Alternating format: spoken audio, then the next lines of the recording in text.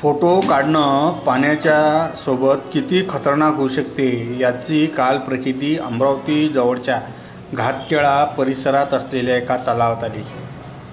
सोनाली नरेंद्र जोशी 16 वर्ष, आदित्य नरेंद्र जोशी 12 वर्ष सख्खे बहीण भाऊ आहेत. याशिवाय पायल बबलू पंडित 21 वर्ष आणि यश गजानन काकणे हे 4 जण कोल्हापुरी गेट परिसरातले रहिवासी तलावावर डबा पार्टी करायसाठी गेले.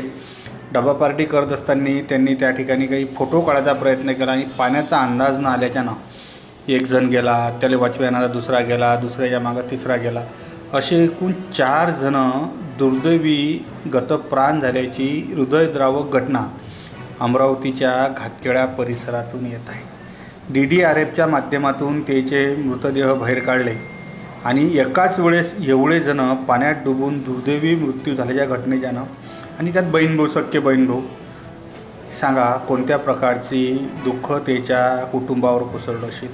त्याच्यानं पाणी पाहून त्यात पोहण्याची हौस करू नका, पाण्याचा अंदाज पहा, त्याच्यानंतर त्यात उतरायचा प्रयत्न करा. अशा घटनेच्यानं असे जर जीव जात असतील तर जबाबदार कोण? म्हणजे फोटो काढणं त्याच्या अंगलट आला आणि एकाच वेळेस 4 जण डुबून गतप्राण झाल्याची बातमी अमरावतीतून येऊन राहिली. मध्ये गोळे कॉलेजच्या मागे घातखेडा नावाच्या गावाचा एक तलाव आहे.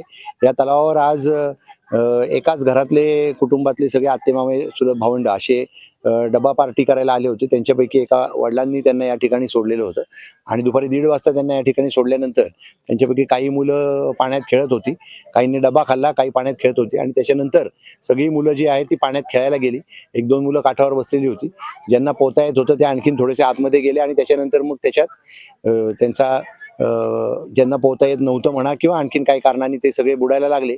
असं करत करत एका मागोमाग एक 4 मुलं त्यात बुडून मयत झालेली आहेत.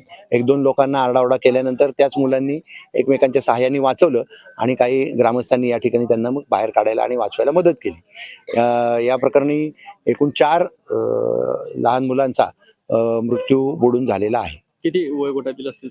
वय ते साधारणपणे 13 ते 21 वयोगटातील आहे.